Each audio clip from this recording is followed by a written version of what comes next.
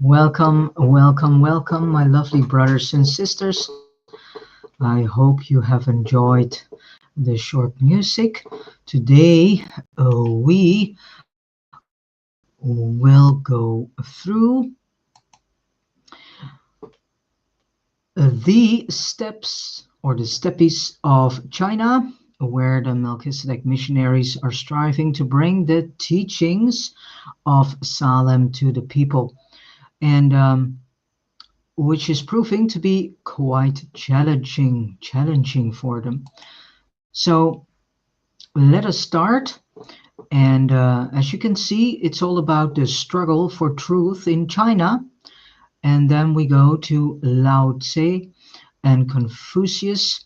Then we go to Gautama Siddhartha. And the last visit we bring is the Buddhist faith. Let us start. It's a long reading, so I go out this screen and we go to screen share so that you all can read along with me. All right. Point 5, the struggle for truth in China.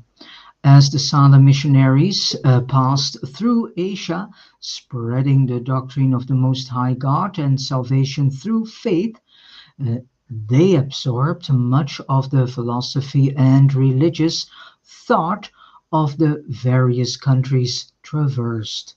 But the teachers commissioned by Melchizedek and his successors did not default in their trust.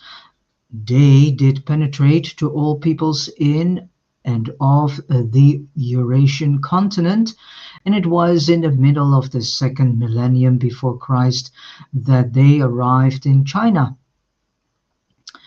At Sifuch, for more than 100 years, the Selamites maintained their headquarters there, training Chinese teachers who taught throughout all the domains of the yellow race. It was in direct consequence of this teaching that the earliest form of Taoism arose in China, a vastly different religion than the one which bears that name today. Early or Proto-Taoism was a compound of the following factors. 1. The lingering teachings of Singleton, which persisted in the concept of Shang-Ti, the God of Heaven. In the times of Singleton, the Chinese people became virtually monotheistic. They concentrated their worship on the one truth, later known as the Spirit of Heaven, the universal ruler, and the yellow race never fully lost this early concept of deity, although in subsequent centuries many subordinate gods and spirits insidiously crept into their religion. And then the second, the Salem religion of a Most High Creator deity who would bestow his favor upon mankind in response to man's faith, but is all too true that by the time the Melchizedek missionaries had penetrated to the lands of the yellow race, their original message had become considerably changed from the simple doctrines of Salem in the days of Makiventa. And then the third pillar on which Taoism is based is the Brahman absolute concept of the Indian philosophers, coupled with the desire to escape all evil. Perhaps the greatest extraneous influence in the eastward spread of the Salem religion was exerted by the Indian teachers of the Vedic faith, who injected their conception of the Brahman, the absolute, into the self-nationistic thought of the Selamites. salvationistic thought of the Selemites. This composite belief spread through the lands of the yellow and brown races as an underlying influence in religio-philosophic thought. In Japan, this proto-Taoism was known as Shinto, and in this country far distant from Salem of Palestine, the peoples learned of the incarnation of Makifenta, Melchizedek, who dwelt upon the earth, that the name of God might not be forgotten by many and mankind. In China, all of these beliefs were later confused and compounded with the ever-growing cult of ancestor worship, but never since the time of Xinglanton have the Chinese fallen into helpless slavery to the priest craft.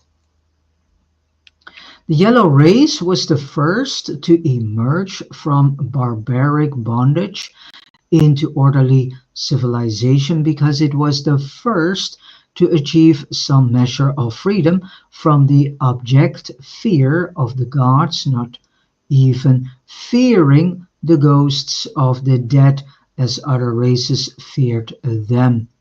China met her defeat because she failed to progress beyond her early emancipation from priests. She fell into an almost equally calamitous error, the worship of ancestors. But the Selemites, or, or Salemites, did not labor in vain. It was upon the foundations of their gospel that the great philosophers of 6th century China built their teachings. The moral atmosphere and the spiritual sentiments of the times of Lao Tse and Confucius grew up out of the teachings of the Salem missionaries of an earlier age. 6.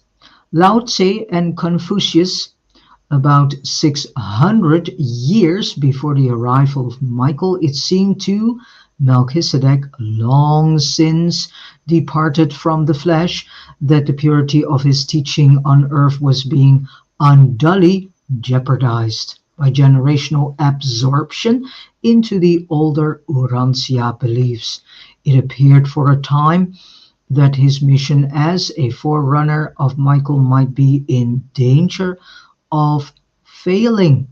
And in the 6th century before Christ, through an unusual coordination of spiritual agencies, not all of which are understood even by the planetary supervisors, Urantia witnessed a most unusual presentation of manifold religious truth. Through the agency of several human teachers, the Salem Gospel was restated and revitalized. As it was then presented, much has persisted to the times of this writing. This unique century of spiritual progress was characterized by great religious, moral, and philosophic teachers all over the civilized world. In China, the two outstanding teachers were Lao Tse and Confucius. Lao Tse built directly upon the concepts of the Salem traditions when he declared Tao to be the one first cause of all creation. Lao was a man of great spiritual vision. He taught that man's eternal destiny was everlasting union with Tao, Supreme God and Universal King. His comprehension of ultimate causation was most discerning, for he wrote, "Unity arises out of the absolute Tao, and from unity there appears cosmic duality, and from such duality Trinity springs forth into existence." And Trinity is the primal source of all reality. All reality is ever in balance between the potentials and the actuals of the cosmos, and these are eternally harmonized by the spirit of divinity. Lao Tse also made one of the earliest presentations of the doctrine of returning good for evil. Goodness begets goodness, but to the one who is truly good, evil also begets goodness. He taught the return of the creature to the Creator and pictured life as the emergence of a personality from the cosmic potentials, while death was like the returning home of this creature personality. His concept of true faith was unusual, and he too likened it to the attitude of a little child. His understanding of the eternal purpose of God was clear, for he said, "The absolute deity does not strive, but is always victorious. He does not coerce mankind, but always stands ready to respond to their true desires. The will of God is eternal in patience and eternal in the inevitability of its expression."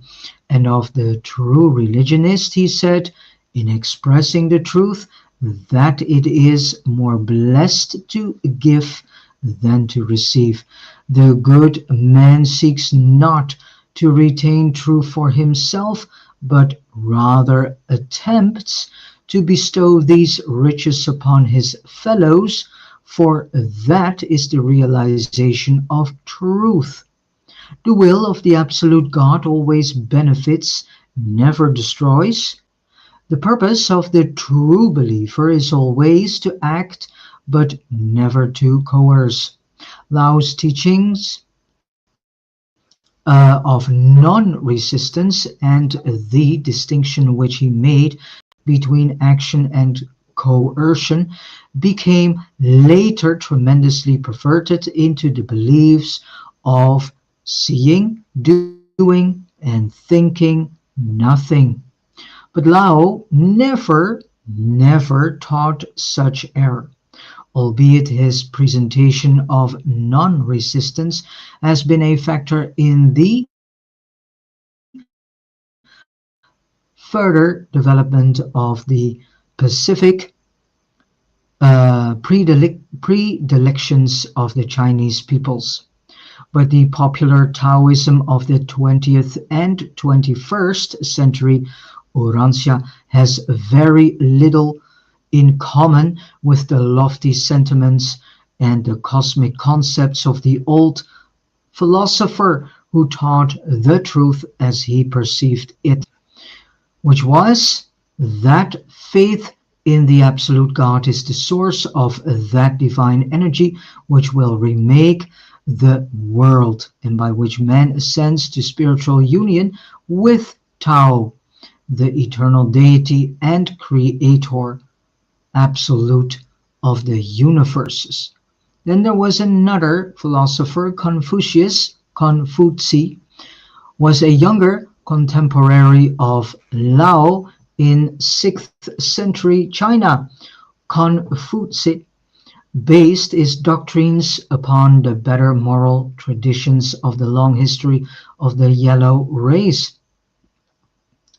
And he was also somewhat influenced by the lingering traditions of the Salem missionaries.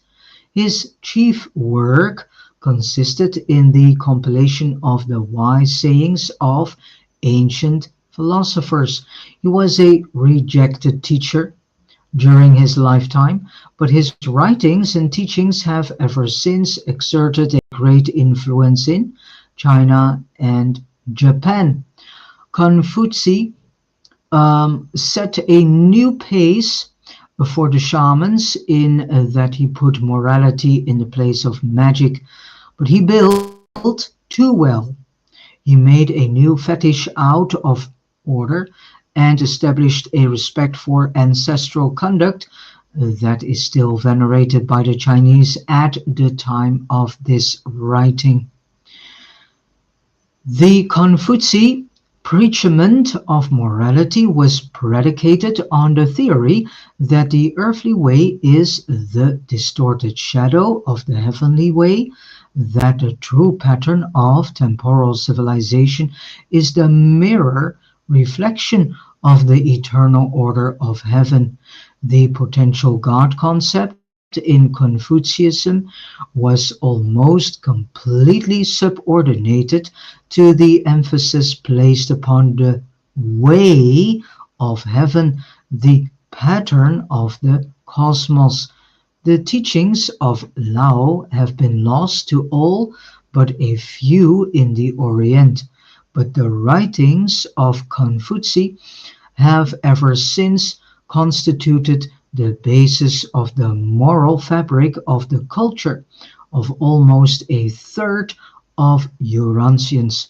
These Confucian precepts, while perpetuating the best of the past, were somewhat inimical to the very Chinese spirit of investigation that had produced those achievements which were so venerated.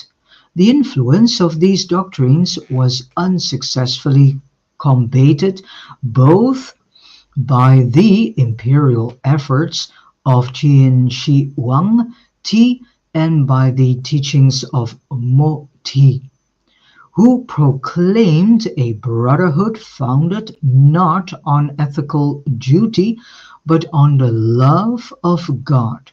He sought to rekindle the ancient quest for new truth, but his teachings failed before the vigorous opposition of the disciples of Confucius. Like many other spiritual and moral teachers, both Confucius and Lao Tzu were eventually deified by their followers in those spiritual dark ages of China, which intervened between the decline and perversion of the Taoist faith and the coming of the Buddhist missionaries from India. During these spiritually decadent centuries, the religion of the yellow race degenerated into a pitiful theology, wherein swarmed devils, dragons, and evil spirits, all betokening the returning fears of the unenlightened mortal mind. And China, once at the head of human society because of an advanced religion, then fell behind because of temporary failure to progress in the true path of the development of that God consciousness, which is indispensable to the true progress, not only of the individual mortal, but also of the intricate and complex civilizations which characterize the advance of culture and society on an evolutionary planet of time and space. Gautama Siddhartha, contemporary with Lao Tzu and Confucius in China, another great teacher of truth arose in India. Gautama Siddhartha was born in the 6th century before Christ in the North Indian province of Nepal.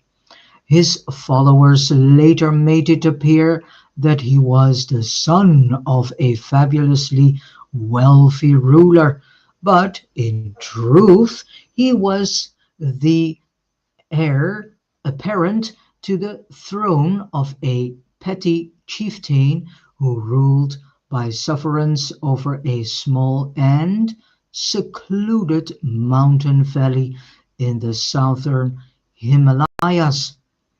And so here we can read how humans love to add things to stories and make things more mystic than in actuality was. Gautama formulated those theories which grew into the philosophy of Buddhism. After 6 years of the futile practice of yoga, Siddhartha made a determined but unavailing fight against the growing caste system. There was a lofty sincerity and a unique unselfishness about this young prophet prince that greatly appealed to the men of those days. He detracted from the practice of seeking individual salvation through physical affliction and personal pain, and he exhorted his followers to carry his gospel to all the world.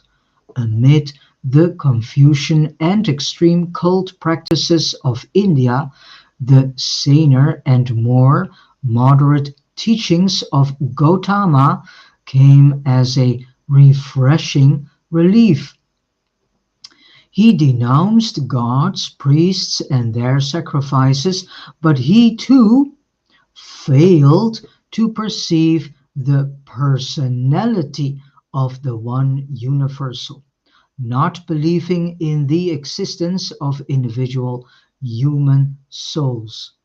Gautama, of course, made a valiant fight against the time-honored belief in transmigration of the soul. He made a noble effort to deliver men from fear, to make them feel at ease and at home in the great universe. But he failed to show them the pathway to that real and supernal home of ascending mortals, paradise, and to the expanding surface of eternal existence.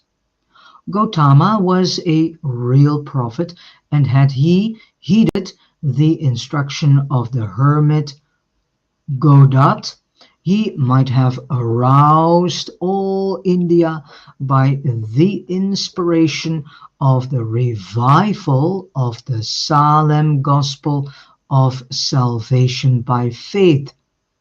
Godot was descended through a family that had never lost the traditions of the Melchizedek missionaries. At Benares, Gautama founded his school, and it was during its second year that a pupil, Botan, imparted to his teacher the traditions of the Salem missionaries about the Melchizedek covenant with Abraham. And while Siddhartha did not have a very clear concept of the universal Father, he took an advanced stand on salvation through faith, simple belief. He so declared himself before his followers and began sending his students out in groups of 60 to proclaim to the people of India the glad tidings of free salvation, that all men, high and low, can attain bliss by faith in righteousness and justice. Gautama's wife believed her husband's gospel and was the founder of an order of nuns. His son became his successor and greatly extended the cult. He grasped the new idea of salvation through faith, but in his later years wavered regarding the solemn gospel of divine favor through faith alone. And in his old age, his dying words were, "Work out your own salvation." And this sentence is stated in the Bible, so this is then not really coming from the Most High Himself, but in actuality from a human being. And so we can see that even the Bible is having some Buddhistic influence as well as Hinduistic influence and influences from Mithraism and Stoicism and Cynicism and many other influences. When proclaimed at its best, Gautama's gospel of universal salvation, free from sacrifice, torture, misery, and amazing doctrine for its time. And it came surprisingly near to being a revival of the Salem gospel. It brought succor to millions of despairing souls, and notwithstanding its grotesque perversion during later centuries, it still persists as the hope of millions of human beings. Siddhartha taught far more truth than has survived in the modern cults bearing his name. Modern Buddhism is no more the teachings of Gautama Siddhartha than is Christianity the teachings of Jesus of Nazareth. So here the celestial beings are telling us that Christianity as we know it is not really of Jesus of Nazareth. It doesn't contain the real teachings of Jesus. As he has and taught and has given to his followers, his pupils, his disciples, his apostles. And then the last point for today is the Buddhist faith. To become a Buddhist, one merely made public profession of the faith by reciting the refuge that is as follows. I take my refuge in the Buddha. I take my refuge in the doctrine. I take my refuge in the brotherhood. Buddhism took origin in a historic person, not in a myth, and Buddhism, as we know it of today, is nothing more than a myth with a little sparkling of truth in it. Gautama's followers called him Sasta, meaning master or teacher. While he made no superhuman claims for either himself or his teachings, his disciples early began to call him the Enlightened One. So here again we see how humans are so fond and addicted to worship other humans instead of the Heavenly Father, the living and righteous and merciful creator and source of the living light and life himself. Humans prefer still unto the day of today to worship other humans. The Buddha, later on, Sakyamuni Buddha, and then the original gospel of Gautama was based on the four noble truths. 1. The noble truths of suffering. 2. The origins of suffering. 3. The destruction of suffering. And 4. The way to the destruction of suffering. Closely linked to the doctrine of suffering and the escape therefrom was the philosophy of the Eightfold Path. Right views, aspiration, speech, conduct, livelihood, effort, mindfulness, and contemplation. It was not Gautama's intention to attempt to destroy all effort, desire, and affection in the escape from suffering. Rather was his teaching designed to picture to mortal man the futility of pinning all hope and aspirations entirely on temporal goals and material objectives. It was not so much that love of one's fellows should be shunned as that the true believer should also look beyond the associations of this material world to the realities of the eternal future. The moral the moral commandments of Gautama's preachment were five in number. 1. You shall not kill. 2. You shall not steal. 3. You shall not be uh, unchaste. 4. You shall not lie. 5. You shall not drink intoxicating liquors. There were several additional or secondary commandments whose observance was optional with believers. Siddhartha hardly believed in the immortality of the human personality. His philosophy only provided for a sort of functional continuity. He never clearly defined what he meant to include in the doctrine of nirvana. The fact that it could theoretically be experienced during mortal existence would indicate that it was not viewed as a state of complete annihilation. It implied a condition of supreme enlightenment and supernal bliss wherein all fetters binding man to the material world had been broken. There was freedom from the desires of mortal life and deliverance from all danger of ever again experiencing incarnation.